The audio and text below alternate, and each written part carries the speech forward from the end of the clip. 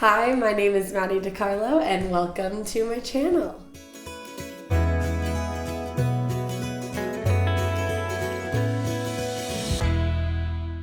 Fun little life update. I am engaged now as of 2 weeks. It's been such a fun transition in life. I don't have my ring on, it's getting resized. With that, it's brought a ton of reflection of what my past year and a half has looked like in regard to what I was like when I was single and the journey into dating and now kind of this transition into engagement, marriage. Huge point of our relationship right now is not having sex until marriage. So with that being said, today I want to talk about why I decided to save myself till marriage. First, want to be completely transparent. I've had sex. I don't claim myself to be a born-again virgin or anything. I feel like that takes away the significance of this journey. My past is my past for a reason, and it makes me exactly who I am today. It really makes me 10 times more passionate to share about my story because I've walked through it, I've gone through the trauma, and I now understand the healing that has come through it, and it just makes me want to share more. Also, not trying to make anyone feel like they are less than. I'm so passionate on the idea that God speaks to all of us individually, and if this is not your call, so be it. Also, I am not God, so I am not one to place desires on your hearts. It is from God. I just think it's a really unique thing about me and my relationship. I feel like people are very intrigued with the idea. Maybe that's just my perception, but I do think it's not common anymore. So one, just want to share because it's unique. And two, I do have friends that I haven't been able to totally explain this whole journey. So this is an opportunity for my 25 subscribers who are 9 times out of 10 probably all my friends. So it started back in January of 2020. I was single, newly single, 4 months. I was on a walk in San Clemente and was listening to a podcast, and I remember just kind of talking to God, being like, how can I never feel this pain again? The pain of the breakup. How do I avoid these feelings, these emotions, this hurt at all cost? And I remember God just so clearly saying to me, don't have sex until you're married. And I was like, come on, God. It's 2020.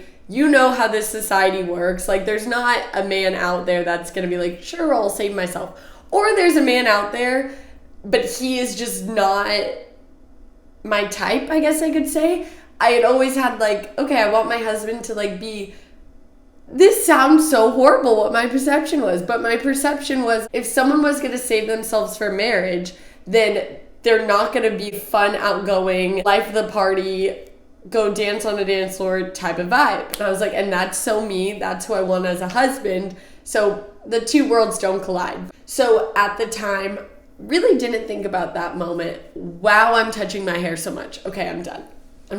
At the time, I really didn't think about that moment very often, but kind of kept doing my walk with Jesus, getting to know him. I got baptized shortly after and was just kind of getting back into relationship and my purpose, my identity. A huge push that I was feeling was, how do I better myself for my marriage? God made it very clear in my heart that I was going to be a wife one day. It was such a season of how can I better myself for my future husband? And how do I best prepare myself for when we're in a marriage, when we're in a relationship, that divorce is not an option. I've seen divorce so closely in my life, and I've seen the pain and the tragedy and the trauma it can cause to not only the family, but loved ones around. I never want to be in that position of divorce, but also not to be naive.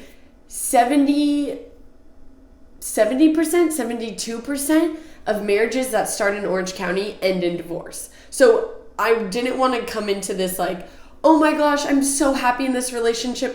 We're perfect for each other. We'll never get divorced.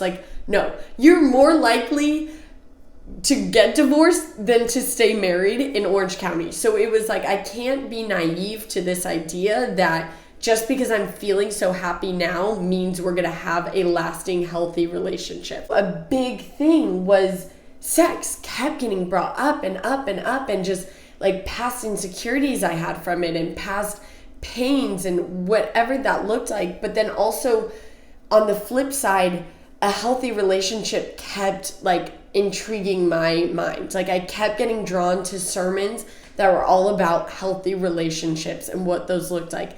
And all of them talked about not having sex.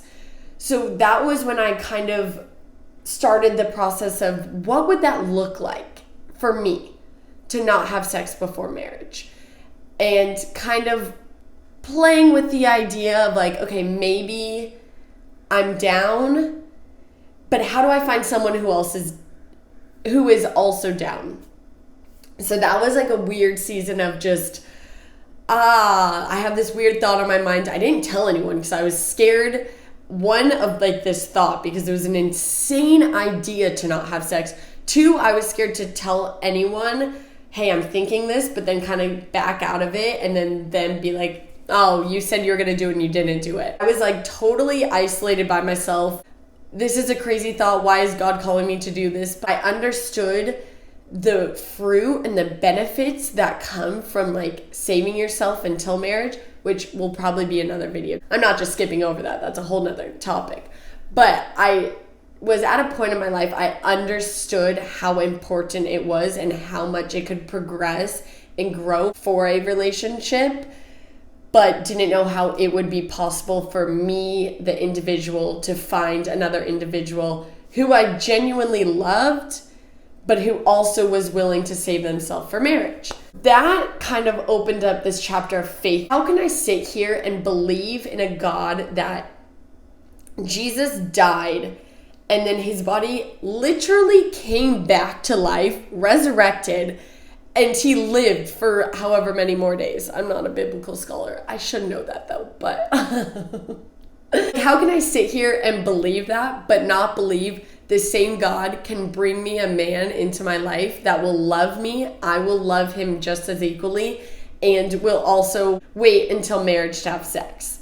Okay, do I really believe God resurrected Jesus? Because if I don't believe he can't bring me a man, I really can't believe then that he brought a human body back to life. Wow, I need to really check my like core values of what I truly believe in. And it kind of was this journey of, I told both my stepsisters at the time, and their different reactions, but like support on all ends. And that's when I kind of was like, okay, like I think I'm gonna do this. I think I need to.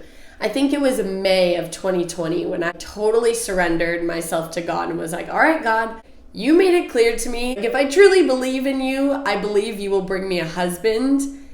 And I totally surrendered it. That's when kind of the craziness started. Not really, it's all crazy.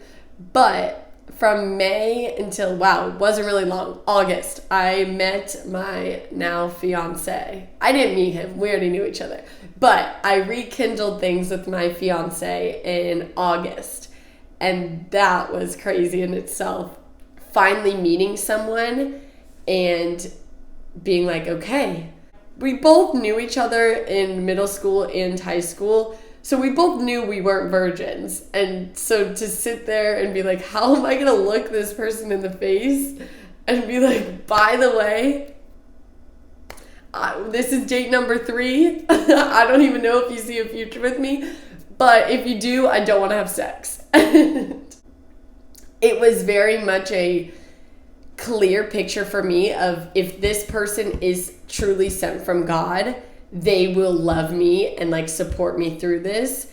And if they're not sent from God, they probably won't, because it's crazy to think someone just date number 3 was like, you know what? I don't know you that well, but you seem like a great girl. Sure, I'll save myself for marriage too. And that's really how it worked out. My fiance has now grown and is like kind of eye to eye with me now.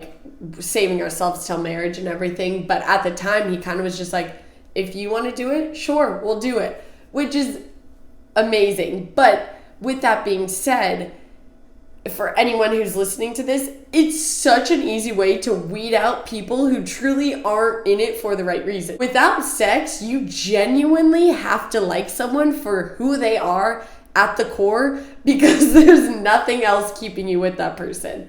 Oh, I don't even want to get into the benefits of it because that's a whole nother video.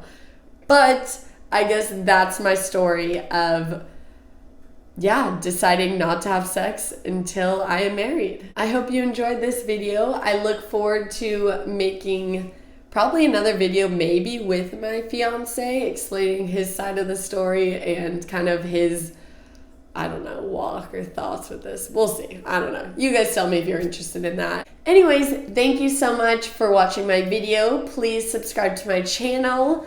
Please like my video. Hit the little bell icon if you wanna. It'll tell you when I post new videos.